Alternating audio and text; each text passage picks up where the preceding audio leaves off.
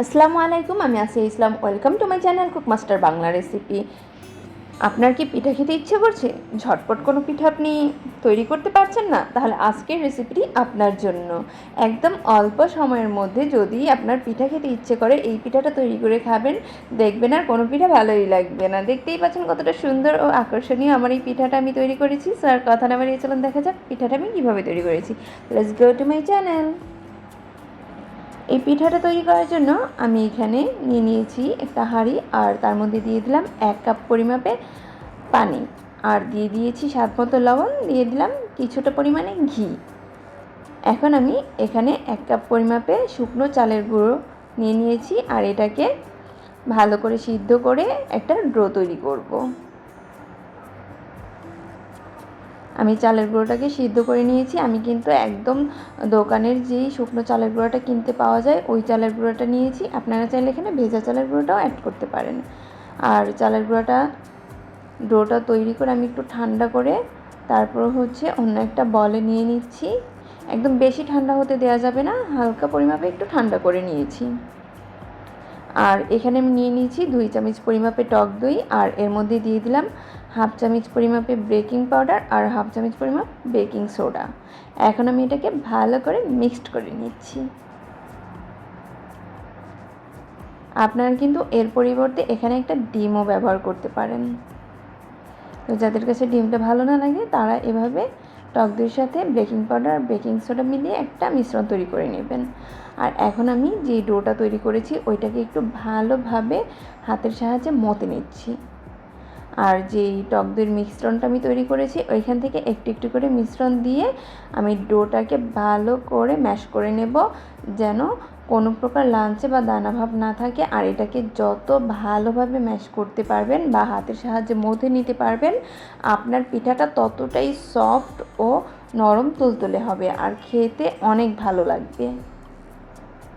দেখতেই পাচ্ছেন আমি একটু করে মিশ্রণটা দিচ্ছি আর একটু করে ম্যাশ করে নিচ্ছি।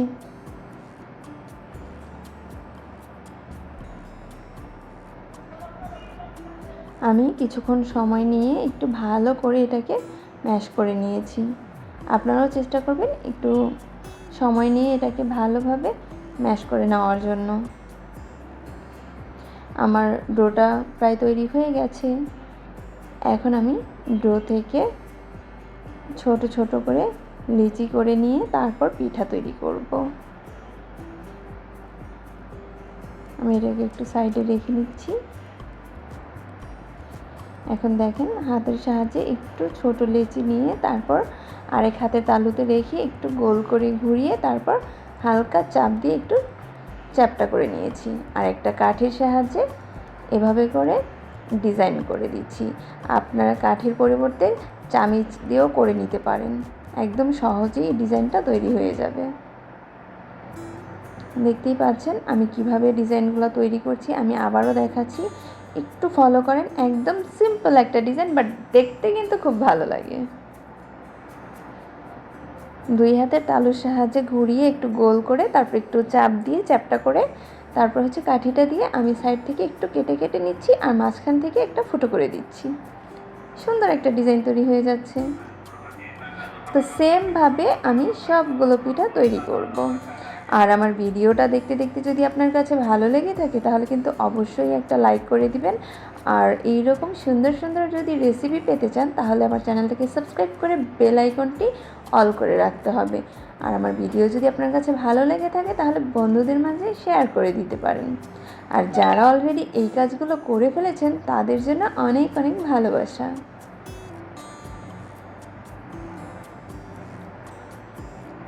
আমি কিন্তু আপনাদের দেখার সুবিধার্থে ভিডিওটা একটু লং করে আপনাদেরকে বুঝিয়ে দিচ্ছি আমি কিভাবে তৈরি করেছি এই পিঠাটা। যারা অল্পতে বুঝে যায় তাদের তো বেশি প্যারা নেই, আর যারা একটু সময় নিয়ে বুঝতে হয় তারা একটু বুঝে নেন। দেখতেই পাচ্ছেন আমি কিন্তু সবগুলো পিঠা তৈরি করে নিয়েছি। এখন আমি এই পিঠাগুলোকে ভেজে নেব। চুলায় একটা প্যান বসিয়ে দিয়েছি, তার মধ্যে পর্যাপ্ত পরিমাণ রান্নার সাদা তেলটা দিয়ে দিয়েছি, সয়াবিন তেলটা। আর তেলটা হালকা গরম হয়ে আসছে, এ পর্যায়ে কিন্তু আমি কয়েকটা পিঠা দিয়ে ভেজে নিচ্ছি। আর পিঠাটা এই পর্যায়ে দিয়ে কিন্তু কোনোভাবে চামিচ দিয়ে নাড়াচাড়া করা যাবে না, তাহলে কিন্তু পিঠাটা ভেঙে যাবে। আপনার যদি নাড়াচাড়া করতে হয় প্যানটা ধরে একটু ছাকিয়ে দিবেন। তো এখন আমার পিঠাগুলো আমি উল্টে দেব। এক পাশ হয়ে গেছে, তা আপনারা এইভাবে করে পিঠাগুলো উল্টে পাল্টে সুন্দর করে ভেজে নেবেন।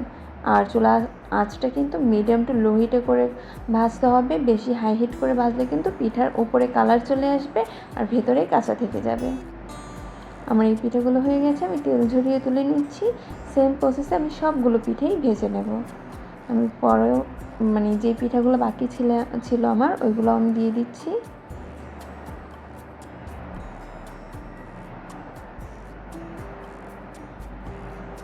এগুলো আমার ভাজা হয়ে গেছে।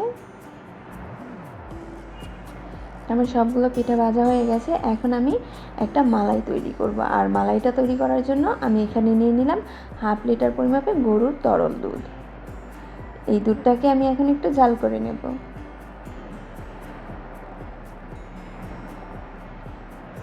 আর এই দুধের মধ্যে দিয়ে দেব এখন আমি চিনি। আমি এখানে 1/2 কাপ পরিমাপে চিনি অ্যাড করে দিয়েছি। আপনারা আপনাদের মিষ্টির পরিমাপ অনুযায়ী বুঝে শুনে তারপর চিনিটা অ্যাড করে দেবেন। আর দিয়ে দিলাম 2টো এলাচ ফাটিয়ে, আর দারচিনি। এখন আমি দুধটাকে একটু ভালো করে জাল করে নিচ্ছি। 2-3টা বলক আসলেই হয়ে যাবে, বেশি একটা জাল করতে হবে না। আর দিয়ে দিলাম 2-3 চামচের মতো গুঁড়ো দুধ, যাতে মালাইটা একটু ঘন হয়। বেশি বেশি পরিমাপে জাল করে আমার ঘন করতে না হয়। আর গুঁড়ো দুধটা অ্যাড করলে এমনিতেও একটু ভালো লাগে, ওই জন্য আমি একটু গুঁড়ো দুধটা অ্যাড করে দিয়েছি। আপনার বাসায় যদি না থাকে আপনি স্কিপ করতে পারেন। দুধটাকে একটু বেশি করে জাল করে একটু ঘন করে নিতে পারেন। আমার দুধটা ভালো করে জাল করে আমি একটু ঘন করে নিয়ে তারপর চুলাটা অফ করে দিয়ে এই পর্যায়ে আমি পিঠাগুলো দিয়ে দিচ্ছি। চুলাটা অন রেখে কিন্তু পিঠাগুলো দেওয়া যাবে না, তাহলে কিন্তু পিঠাগুলো অল্পতেই ভেঙে যাবে। তো আমি চুলাটা অফ করে দিয়ে পিঠাগুলো সব দিয়ে দিয়েছি। এখন একটা চামচের সাহায্যে নেড়ে চেড়ে তারপর এটাকে ঢেকে রাখবো।